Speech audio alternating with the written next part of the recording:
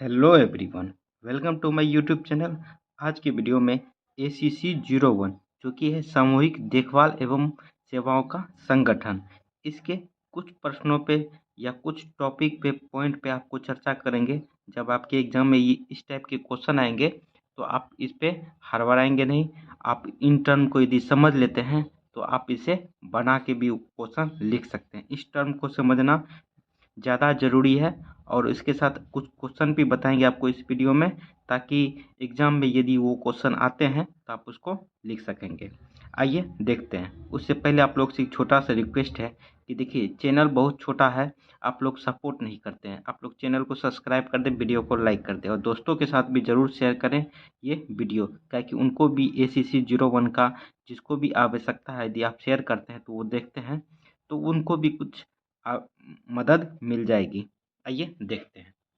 देखिए, ACC 01 सबसे पहले जानते हैं कि विकास की अवस्था है। विकास की कितनी अवस्थाएं होती है उसको जानिए, क्योंकि क्वेश्चन जो है ये कभी नहीं, कभी कभी पूछ लिया जाता है विकास की अवस्थाएं लिखने के लिए, और ये 10 नंबर का होता है। यदि क्वेश्चन ये नहीं भी आते हैं तो आप इसको समझ लीजिएगा। तो इस टाइप का क्वेश्चन यदि आपके एग्जाम में आता है तो आप इसको अच्छे से लिख पाएंगे। आइए जानते हैं। देखिए, विकास की अवस्थाएं जो है, मानव का जीवन 4 अवस्थाओं में विभाजित है। मानव का जो जीवन है उसको 4 अवस्थाओं में विभाजित किया गया है। देखिए, पहला है शेषावस्था, दूसरा है बाल्यावस्था, तीसरा है किशोरावस्था, चौथा है वयस्कता।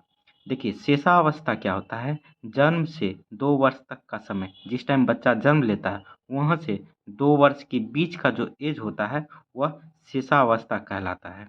ठीक। उसके बाद बाल्य अवस्था। बाल्य अवस्था क्या होता है? जहाँ से शेषावस्था का एज खत्म हुआ वहाँ से 12 वर्ष के बीच के अवस्था का जो है बाल्य अवस्था कहलाता है। देखिए, 2 से 12 वर्ष के बीच की अवस्था, यानी कि शेषावस्था जब खत्म हुआ वहाँ से 12 वर्ष के बीच का जो आयु होता है वो बाल्य अवस्था कहलाता है। उसके बाद है किशोरावस्था। किशोरावस्था क्या होता है?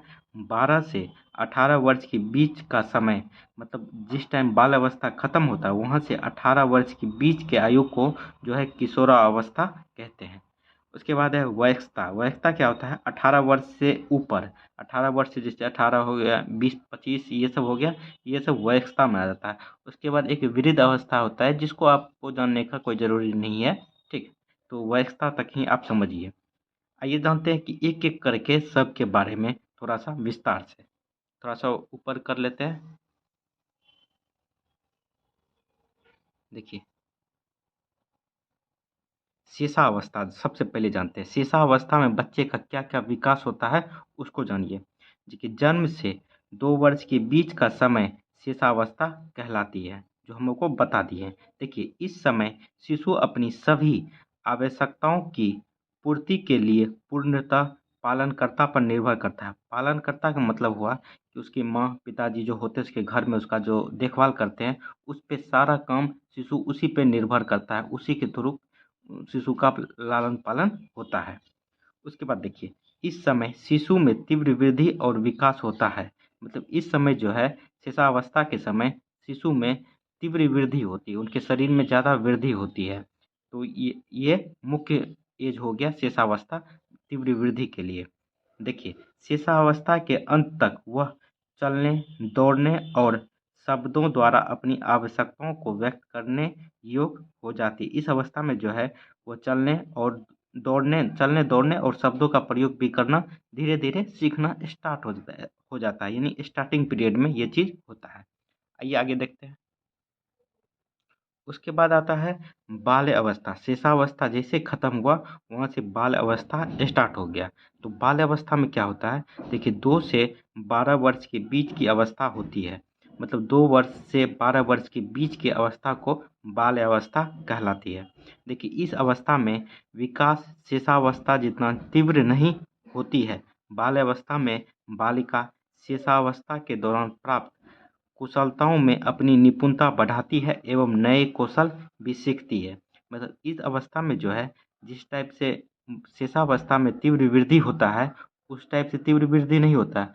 जो भी वृद्धि हुआ उसमें निपुणता या स्थिरता करने का कोशिश करती है। जैसे चलना, मतलब तेजी से चल के गिरना नहीं, धीरे धीरे चलना सीख जाता है, उसमें निपुणता पाने लगता है। ठीक है, शब्दों का प्रयोग में भी निपुणता पाने लगता है। देखिए, बाल अवस्था का समय दो अवस्थाओं में विभाजित है। बाल अवस्था को जो है दो प्रकार के अवस्थाओं में विभाजित किया है। पहला 2 से 6, फिर 6 से 12। देखिए, प्रारंभिक बाल्यकाल 2 से 6 वर्ष, मध्य बाल्यकाल 6 से 12 वर्ष, मतलब दो अवस्थाओं में इसको दो एज पीरियड में डिवाइड किया है। देखिए, आइए जानते हैं प्रारंभिक बाल अवस्था क्या होता है।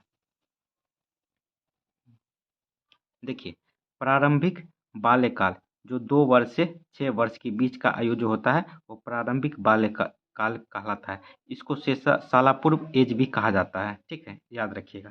देखिए, इस समय के काल को शालापूर्व का समय भी कहा जाता है, क्योंकि इस समय के उम्र में बालिका ऐसे कौशल सीखती है जो भविष्य में शिक्षा से संबंधित कार्यों में उसकी मदद करती है। मतलब इस टाइम की एज में जो है वो शिक्षा से संबंधित ऐसे चीज़ सीखती है जो उसको शिक्षा से या पढ़ने लिखने में उसको काम आती है।